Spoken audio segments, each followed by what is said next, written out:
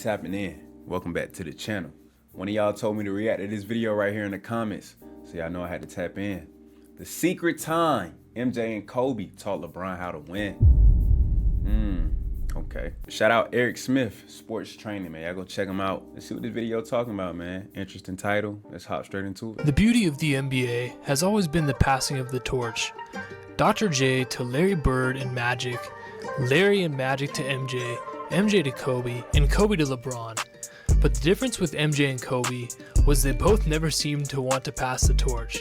Then I came along and said there'd never be another Dr. J. Then you came along. Who have you been sizing up for the torch passing? Hardaway is a great pick because of versatility and the things that he can do with the ball, without the ball, defensively. Grant Hill is very similar to you, to Scottie Pippen. You see the passing of the torch to the next generation, but I ain't ready to give him that yet. So what about MJ and Kobe passing the torch to LeBron? MJ and Kobe were the two most competitive players in NBA history, and both had reasons to be wary of LeBron. MJ not wanting LeBron to come for his GOAT status, and Kobe not wanting LeBron to surpass him as the NBA's best player starting in the 2010s. Even by LeBron James' own admission, there was never much contact. You and Michael at a good spot. Who, me and Michael? Jordan? Yeah, we're in a good spot. We don't talk. Why not, you think? Because I'm still playing. I think I'm still playing. I'm still focused on my craft right now. When you're done, you think you two will be the only two that can have a conversation? I would hope so. You know, the funny thing is, me and Kobe, besides our, the late great Kobe, obviously, me and Kobe never had a real relationship either. Until we was on the Olympic team. We had a great relationship there. Olympic team 8, Olympic team 12.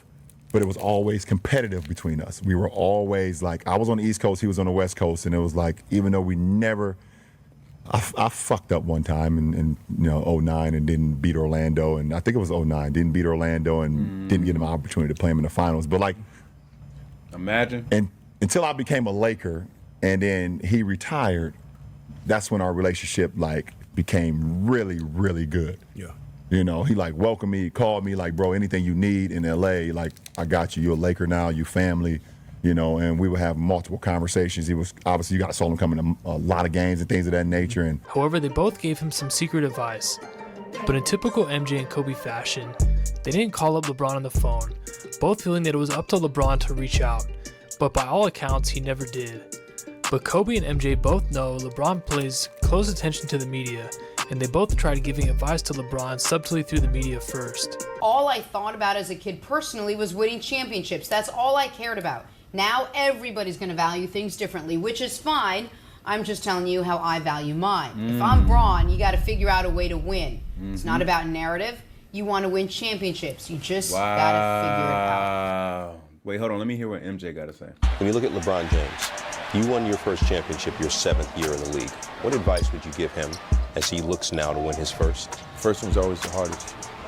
And then, as you get that first, the expectation comes. And now you got to live with those. Yeah, everybody says this is your 7th year, and they compare everything to me in terms of me winning in my 7th year. And we had some tough battles, But once I got there, I never left, And I think once he gets there, the expectation is that he never should leave. And I wish him the best of it. How important is winning championships to establishing a player's legacy? Well, for all the people who's never won one, they're always going to say, oh, it's not that big of a deal. For all the people that have won, it's the greatest accomplishment, and you never can take that away. No matter what happens to me in life, you can never take away that I won 6 championships. Then Kobe tried teaching LeBron at the Olympic Village. My job was to get those two to talk. LeBron and Kobe? Yeah, they're both eyeing each other. They want to win. With LeBron and Kobe, it was the 4 o'clock workouts that Kobe did. LeBron sees that, okay, you working, I'm gonna work. It was 4 a.m. Yeah, 4 a.m. And I think Melo said it best. I'm not doing that shit. I'll meet you at 10 or 11, but I'm not going at 4. Credit to LeBron. Wow. After this, he won. So that's crazy though. MJ and Kobe was trying to give LeBron advice on how to become one of the greats. You feel me?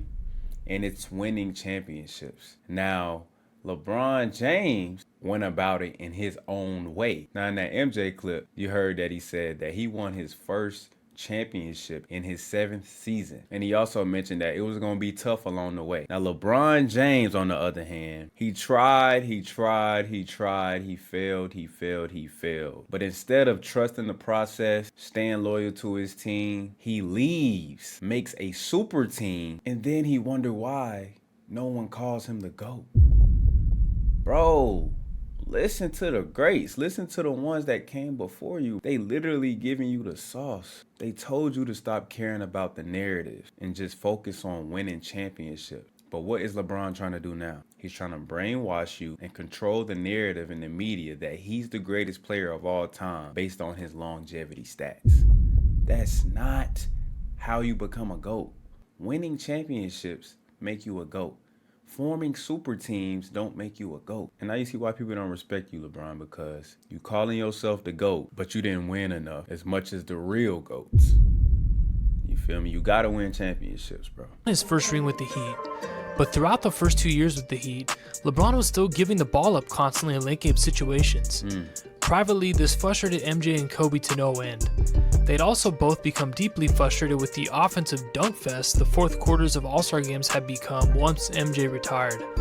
So in the 2013 AllStar game at age 34, Kobe set out to send a message to LeBron and ended up giving him advice once again, but this time not so subtly as cameras caught most of it. Kobe or LeBron? That's a tough one. I would say Kevin Durant.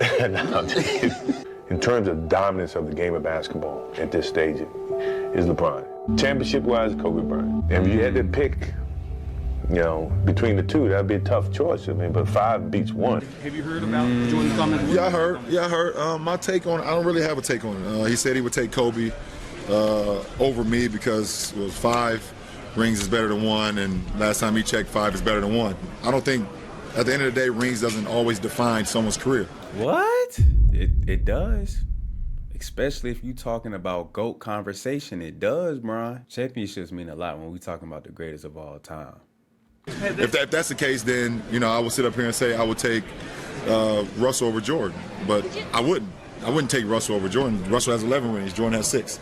Or I'd take Robert Horry over Kobe. I wouldn't do that. So rings does not define someone's career. Sometimes it's a situation that you're in, it's a team that you're in, and it's about timing as well. But I don't play the game and try to define who I am over what guys say or how they feel about me. It doesn't matter to me. In this game, Kobe got frustrated with the lackadaisical play of the first 3 quarters, so he pulled Chris Paul aside before the 4th quarter, and they decided to up the competitive level. MJ issued a challenge to Kobe and LeBron before the game, but LeBron essentially downplayed it. However, Kobe was very excited to meet the challenge. Wow. Kobe started out the 4th quarter, picking up LeBron full court and making several great defensive plays and talking trash. Damn. Kobe was disappointed that LeBron didn't answer the challenge, but fate gave LeBron one last chance to take on Kobe at the end of the game when he corralled an offensive rebound.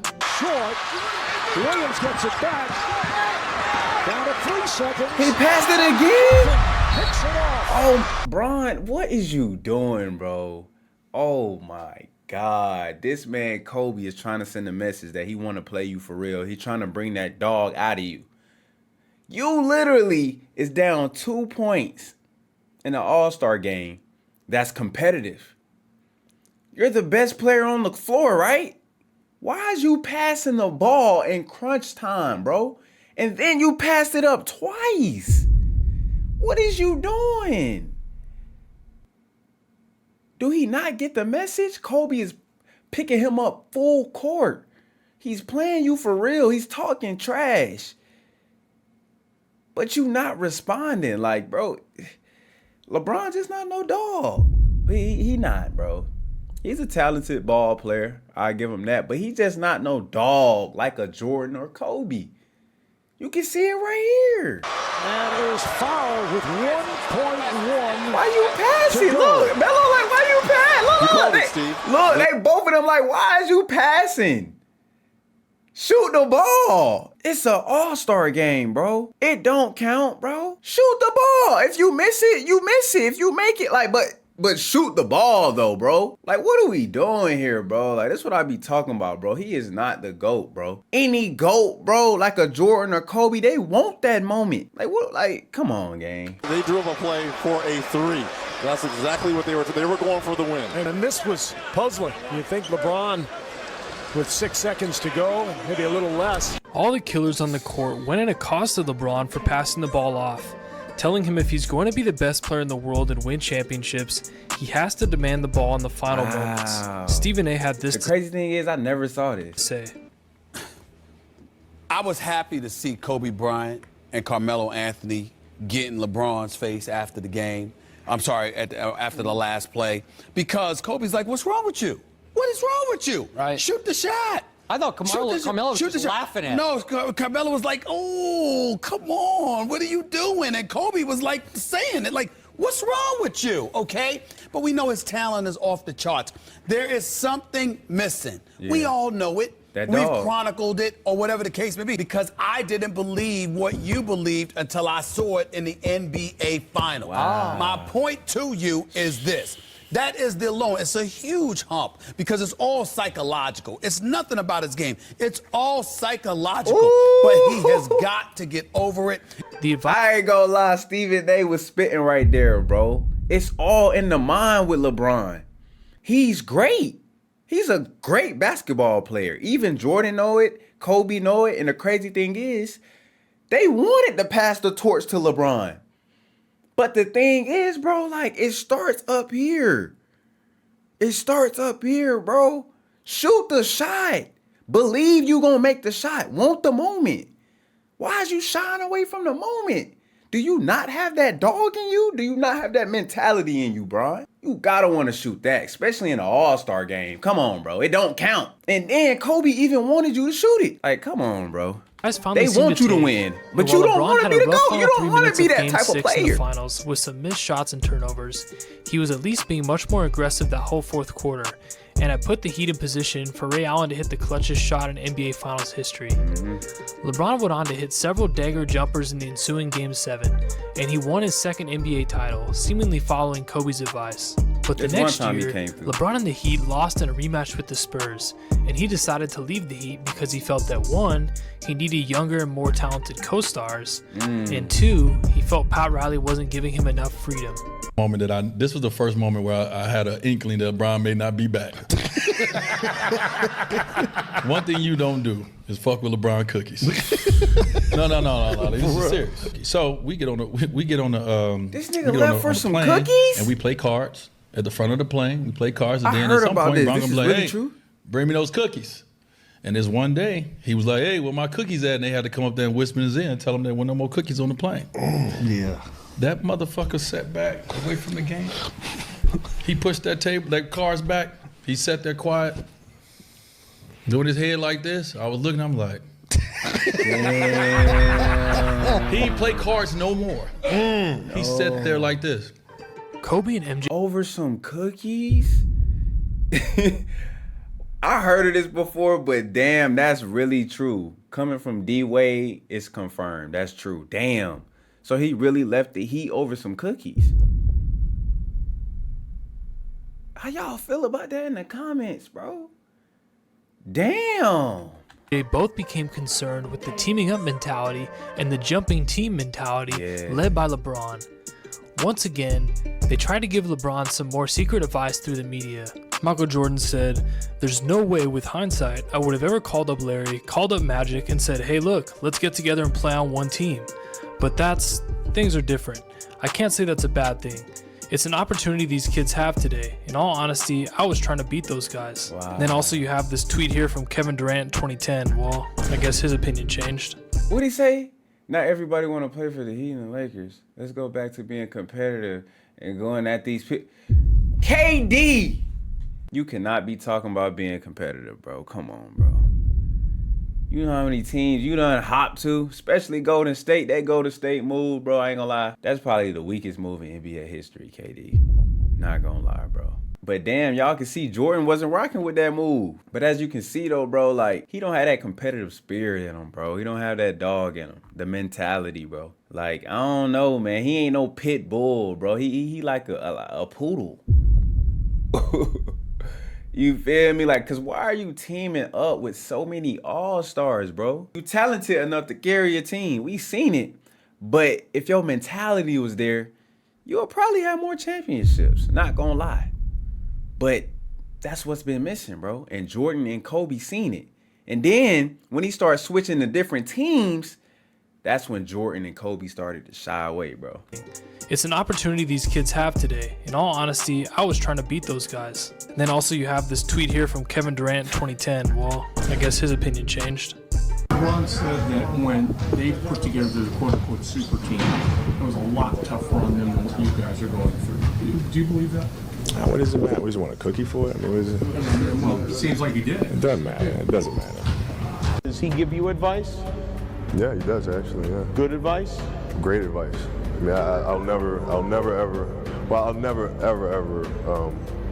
say that. I mean, him and Magic and those guys, and Michael in particular, is really giving me phenomenal advice on how to take a team, particularly with the personalities that that we have, and how to better communicate with your teammates, how to better elevate your teammates. The problem is, this crazy. advice was long-term legacy-defining advice, Yeah. and LeBron was concerned with the short-term immediate situation right in front of him, in that he just lost to the Spurs by a record finals margin.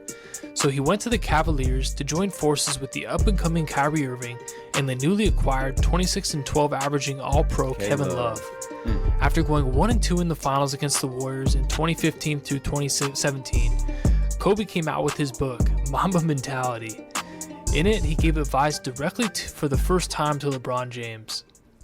You write in the book about LeBron James, the main thing the two of you discussed is what constitutes a killer mentality. What was your message to him? Well, the message is always to go out there and dominate. Right? There's no let up. And once the game starts and once the practice begins, you're in that mode. Everything's a game 7. And when you approach every practice and every game with that kind of mentality, it bleeds into the rest of the guys. And then the rest of the unit has that same approach and that same intensity, but it starts spreads. at the top. It seemed LeBron... Ooh, that's a bar right there that Kobe just said, though. I'm not gonna lie. And we should all apply that to our own lives. You feel me? Attack everything. Attack the day. Attack your goals with that type of mentality, bro. Get straight to it. Don't let up, bro. And I feel like LeBron James, that was literally the only thing he was missing. He didn't have that Mamba mentality. LeBron was taking Kobe's advice after losing Kyrie after his trade request to the Celtics. LeBron was well on his way to what was, in my opinion, his most dominant performance ever in Game 1 of the 2018 Finals. However, Kobe was not just talking about dominant play, he was talking about dominant mentality. And after JR's blunder in Game 1 of the Finals, LeBron seemed to not understand this, shutting down mentally in the ensuing huddle. Look at the body language. This is not Mamba mentality. Look at the body language. It all starts with the leader of the team. Your energy spreads throughout the whole team, bro. This is the NBA Finals.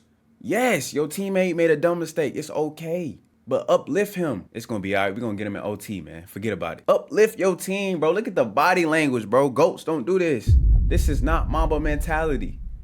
You never seen Kobe doing this mid-game. He already defeated. He know they finna lose. And unfortunately, he did not dominate the overtime, going 0 for 4 and going on to get swept 4-0. Come on. Michael Jordan has been asked constantly during his career if he felt his various accomplishments ranked him as the greatest ever. Kobe was also often asked about this. They both had similar responses, with MJ clearly giving Kobe insight about the importance of answering this way. This accomplishment, combined with all your others, vault you over the Johnsons and Birds and Russells and Chamberlains and all that? No. I think that's something that I really can't say can be established. Each one of us play in our different eras with different teams, with different levels of success. And to compare all of them and say one's better than the next, it's an unfair justice to the art or to the artists You know, being that Magic Johnson, Wilt Chamberlain, all the guys before me were the artists of this game of basketball, and we've all learned from them, and we've improved the picture to a certain extent. And to say that one improvement is better than all of it. And who's the GOAT? See, that's the type of immature question. Yeah, no, it's not. It's who's the GOAT. I'm the regular sports fan. This is what we talk about. I know. This is what regular fans talk about. I get it. You don't. So you're saying you're the GOAT? What I'm saying is regular people ask really simple questions sometimes. That's what I'm saying. Okay. Here's the thing, though, man, is that like things that MJ was doing, he learned from David Thompson and Jerry and those guys. Stuff that I've done, I've learned from MJ. Stuff that Bron does, learned from me and playing on the Olympic team and the work ethic and all that stuff. It's a chain thing, man. I know people want to talk about who's this, who's that, because it fills up good conversation time or downtime, whatever the case may be. But for us as athletes, it's really a chain reaction. You can't have one without the other. It's just not possible. MJ had gotten this advice from Dr. J and had passed it on to Kobe, knowing that declaring yourself the GOAT was disrespectful to those that paved the way before you and to leave it up to the fans. Yeah. They both gave interviews to this effect to pass it on to the heir apparent in LeBron James. During this second stint in Cleveland, LeBron started his famous barbershop-style podcast called The Shop. In this show, LeBron sometimes discussed his playoff series wins and losses with the guests. He discussed his epic 3-1 comeback against the Warriors in 2016 on the show here. That one right there made me the greatest player of all time. That's what I felt. I was super, super ecstatic to win one for Cleveland because of the 52-year drought. Like, I was ecstatic. Like, obviously, I showed that the first wave of emotion was when y'all everyone saw me crying. Like, that was all for 52 years of everything in sports going on in Cleveland. This is why people don't respect LeBron no more. This is why. As you can see through the generation of hoops, different sauce, different game, different techniques, different skills were passed down to each generation of hoopers, right? And as you can see, no one ever tried to compare who was better in any era before LeBron did. Everybody showed the utmost respect to the previous generation, took the sauce and just run with it. In that Kobe clip, you can kind of see that he was kind of irritated by that GOAT question because that's a very broad statement and he don't get into things like that. He let the fans and the media talk. The athletes themselves don't get into any of the talk. They let the fans and their work speak for itself. Now, LeBron broke the code right here, got too cocky, got too arrogant, and said he was the greatest of all time. Off of one championship, him coming back 3-1 against the Warriors and winning Cleveland their first championship in I don't know how long. He got too cocky. He broke the code. You show your respect, you get the game, you get the sauce, you apply it to your game, and then when it's all said and done, you let your work speak for itself. And he had the nerve to break the code, and he was team hopping, forming super teams. This is why nobody liked him. He broke the code. Come on, bro. Like, what are you doing? Why are you disrespecting other generations, bro? Stop calling yourself the GOAT when you're not the GOAT. And then after I stopped, I was like, that one right there made you the greatest player of all time. The unfortunate part about this clip is he is essentially breaking a 3-generational bridge from Dr. J to MJ to Kobe. Now he has created a new bridge, and hopefully when Jokic or Luka or Shea or whoever ends up becoming the next heir apparent will remember MJ's and Kobe's advice on this. Soon after, LeBron signed as a free agent with the Los Angeles Lakers and began to immediately push the team behind the scenes to trade away their young assets to get him a second star. With Lonzo Ball and Brandon Ingram and Kyle Kuzma regularly hearing LeBron's trying to trade you chance. Center, end of November, they won by 8. Damn. LeBron had 12 of his game-high 38 in the final 5 minutes. Sabonis went off for 20 and 15 for Ingram. LeBron told Rich Paul he wanted his client AD, who was under contract for 2 more years with the Pelicans. This hereby started another new trend that Kobe and MJ felt hurt the league. Giving your word to a franchise and then forcing your way out. Since LeBron, Rich Paul, and AD pulled this off, we've seen James Harden do it twice, Ben Simmons do it, Paul George, Jimmy Butler do it twice, and many more. Respect to Paul George for at least just asking instead of faking injuries or holding out like the rest of them. Now, over the years, LeBron has at times been an elite defender and at other times has taken that side of the ball off. But once he came to the Lakers, there was a lot more taking off on the defensive end and a lot more sitting out to rest. MJ had passed on to Kobe that when you're the face of the league, every game you play, somebody somewhere traveled and paid a ton of money specifically to see you play, and it might be their only chance to see you. So you gave it your best, and you played your hardest at both ends every night, even if you had some bumps and bruises. They both followed this religiously.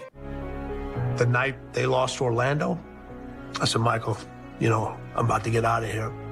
Let me know when you want me to see you. Because I'll see you tomorrow.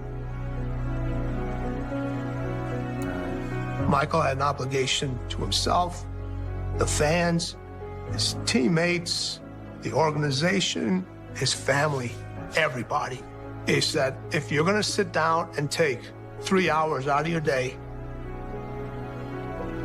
to watch me on TV, I have an obligation to give you my best. Yeah, that's the mentality you're supposed to have. Wow, bro.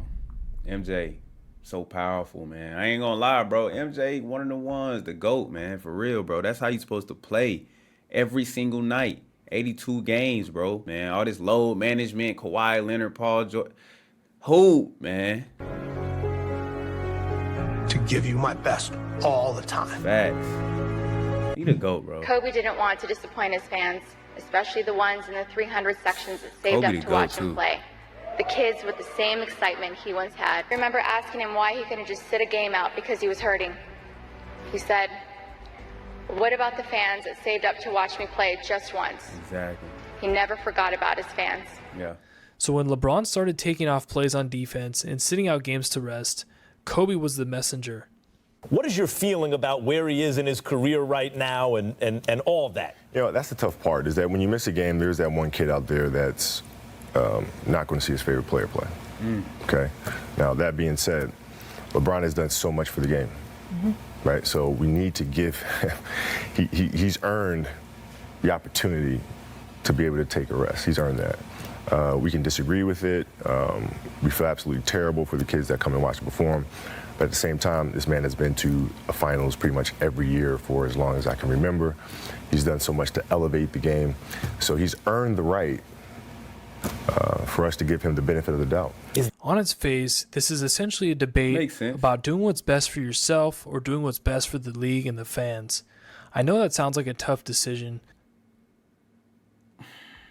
Going to, 10 straight finals? I don't know, man. I still think you just go out there and hoop. I still think you just got to go out there and hoop, man, just for that fan, bro. You know what I'm saying? Whether you just play the first 3 quarters and get up out of there, like, you know what I'm saying? Like, you still got to play, though, bro. Well, I'll try to get into that in another video. But I really you like got a MJ benefit and of the Kobe's doubt, approach. I get what MJ, Kobe, and the other all-time greats were also both extremely frustrated with LeBron leading the charge in the no-effort All-Star games, with Magic and Larry Bird being the messengers to deliver this message. 1 or 2 guys that have the right attitude about this, that is a superstar, changes everything. Remember what happened last year. In last year's All-Star game, Dr. J and Larry Bird, you heard the story just like I did, Wilbon. They made sure we know. Dr. J and Larry Bird walked into the locker room and talked to the players. And they talked to the players, and the NBA thought, yes, the players are really, really listening. They're really, really getting it. And then one of the superstars, who will remain nameless, but everybody can surmise who that was, LeBron, gave a side eye to those guys while they were talking. And then the players went out there and let 400 points be scored. And the league ain't letting that go. And so what happens is it just shows you, if one player can have that kind of an impact negatively, they can also have that kind of impact positively. Unfortunately. Damn, so do y'all think LeBron James is the one that's messing up the All-Star game? Because it starts with him. Because if he's not playing defense, obviously they're playing 4-on-5, and then his energy is going to just spread throughout the whole court. Like, his teammates ain't going to play D, the other team not really going to play D. Like, the game not really going to be competitive. Like, do y'all think it's LeBron that's affecting the All-Star game? Because I want to see a competitive All-Star game. That'd be cool if we could see the top 15 players just going at it like a pickup game. Like, it ain't got to be no crazy intense NBA Finals defense, but if we can get some defense, you know, get some ISO plays, or, you know, run some plays, or, you know, I don't know, man. Like, I want to see an intense, competitive All-Star game, though, man. So maybe when LeBron retires, hopefully the All-Star game can revive and be a little bit more competitive. It didn't take, and fans and media alike have been outraged. If you're really about it, if you're really about sports, then you're about two things: your teammates and the fans. And I'm sorry, it doesn't matter how much money you're making. When you do not show up to play, you're letting your teammates down. I don't care if you're getting $300 million. Congratulations. But these people in here are paying $2,500 a ticket. How do we expect you to be an example? Well, guess what? You don't want to be? You are one. You're on the biggest stage. You just said it. They make the most money. You're an example. You got to show up. You got to take that on. I'm sick and tired of making athletes greats, all-time greats, that aren't the best examples. Those are the people that we want our kids to follow. We talk about greatness and it being the longevity of somebody's career. I don't care if you play 50 years. I want your best 10. I want you on the court dominating. I want you to go all out. I want Michael Jordan. I want Kobe. That's what I want in every sport. That's the guy that I follow. You're a different version than that, you don't get my respect. The point of this video, guys, is to show that while there's nothing wrong with going your own way in life, oftentimes the wisdom and advice from our elders is them seeing the long-term vision, and it can help us see past our short-term desires.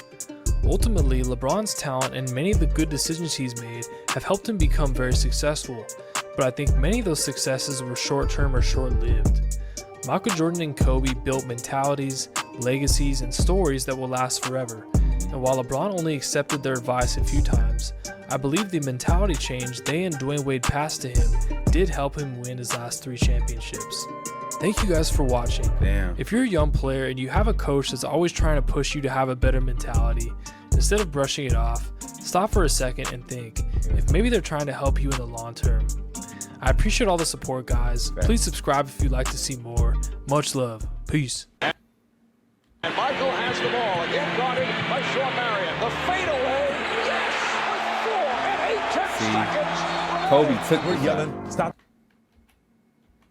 Love. Peace. And Michael has the ball, again guarded by Shaw Marion. The fadeaway, yes, with 4 and 8 seconds. MJ took the shot. LeBron We're passed. yelling, stop the game, stop the game. Being Kobe Bryant, he wanted to win the game. It's broken up by Kobe too? by Myers and is fouled. They wanted He was that fouled moment. in 3-point territory. LeBron He'll did. have 3 shot attempts. After Kobe got fouled, Isaiah Thomas says to me, tell Kobe to miss the free throws. I go over to Kobe Bryant and say, yo, Zeke said miss these free throws so he can win. And the look that Kobe gave me when I said that, I will never forget that. I think a lot of the players on the Western Conference can tell you how serious he was about us winning that game. Hey, this was a dope video right here, bro. Shout out to Eric Smith Sports Training. Man, shout out to whoever told me to react to this video right here, man. I did not know Kobe and MJ tried to give LeBron the greatest advice for his career, and he did not take it, man. The mentality, bro. The way you supposed to think in order to become one of the greats. They was pushing him too. They wanted him to be great. Jordan was giving him advice. Kobe was giving him advice. But he just didn't take it. Even in the All-Star game, his team down. You have the ball. Why did you pass it twice? I don't get it. Even Stephen A cooked him. He said it's psychological with LeBron, and it is. He don't have the mentality of a GOAT. He don't want to take the last second shot. He shy away from big moments. And then he broke the code. You cannot break the code, bro. You cannot be arrogant and be cocky and call yourself the GOAT and disrespect those who came before you, bro. You take the sauce from the greats, you add it to your game and into your art on the court, and then you let the fans decide who's the GOAT. Every single day, I see why people don't have LeBron in their top 10 all time, bro. He broke the code, don't have the mentality, form super teams, no loyalty, man. But damn, man, that's crazy. Y'all let me know in the comments how y'all feel about this video right here. This was a dope video right here. I enjoyed this one right here. Like the video if you enjoyed the reaction. Comment down below any videos y'all want me to check out next. I'll be reading the comments. And subscribe to the channel if you new, man. Young Groovy signing out. I'm gonna catch y'all in the next vid.